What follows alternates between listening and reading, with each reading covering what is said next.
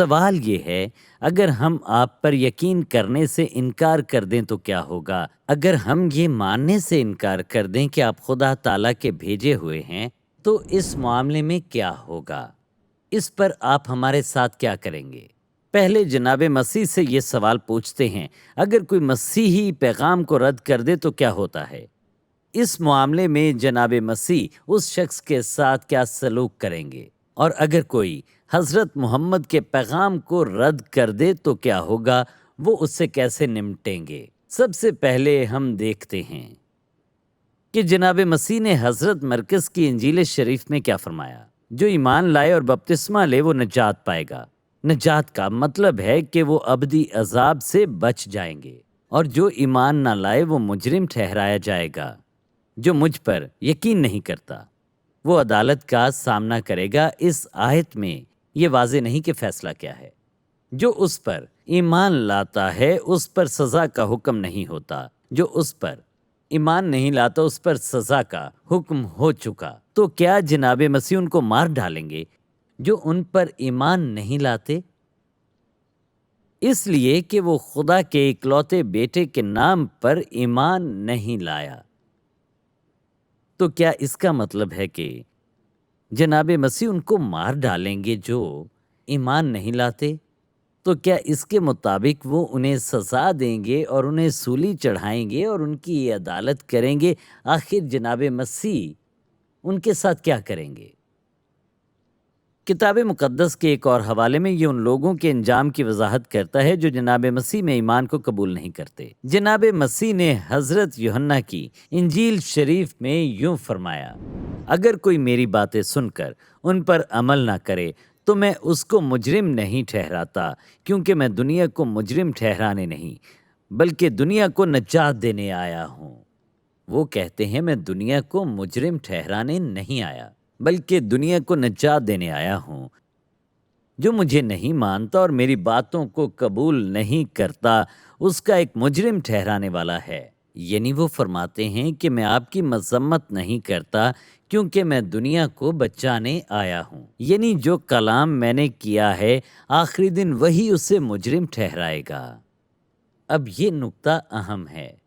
جناب مسیح ہمیں بتانا چاہتے ہیں کہ جو کوئی ان پر ایمان لائے گا نجات پائے گا۔ جو ان پر ایمان نہیں لاتا، ایک بار پھر سنیں، یعنی جو ان کا کلام سنتا ہے اور ان کے کلام پر وہ ایمان نہیں لاتا، یعنی اس نے ان کا کلام سنا اور اس پر غور کیا اور وہ ایمان نہیں لایا، قیامت کے دن اسے سزا دی جائے گی۔ دوسری طرف ہم پوچھتے ہیں کہ حضرت محمد کے پیغام کو جھٹلانے والوں کا کیا حشر ہوگا؟ تو چلیے یہ سوال ہم حضرت محمد سے پوچھتے ہیں کہ ان کے پیغام کو جھٹلانے والوں کا حشر کیا ہوگا؟ قرآن مجید میں دو چیزیں مرقوم ہیں، ایک مشرکین کے لیے اور ایک اہل کتاب کے لیے۔ پہلے مشرکین کی بات کرتے ہیں۔ مشرکین کا انجام کیا ہوگا؟ مشرکین کا انجام سورۃ التوبہ آیت 5 میں ہے، پھر جب گزر جائیں مہینے حرمت والے تو قتل کرو مشرکوں کو جہاں پاؤ تم انہیں، اور گھیر لو انہیں اور بیٹھے رہو ان کے لیے ہر گھات میں۔ پھر اگر وہ توبہ کر لیں اور قائم کریں نماز اور دینے لگیں زکوٰۃ تو چھوڑ ان کا راستہ، بے شک اللہ بخشنے والا ہے، مہربان ہے۔ یہ ان کا انجام ہے جو حضرت محمد کے پیغام کو جھٹلاتے ہیں۔ یا تو وہ توبہ کر لیں اور اسلامی عقائد اور رسومات کو قبول کر لیں، یا پھر انہیں قتل کر دیا جائے۔ تو اہل کتاب کے ساتھ کیا ہوگا؟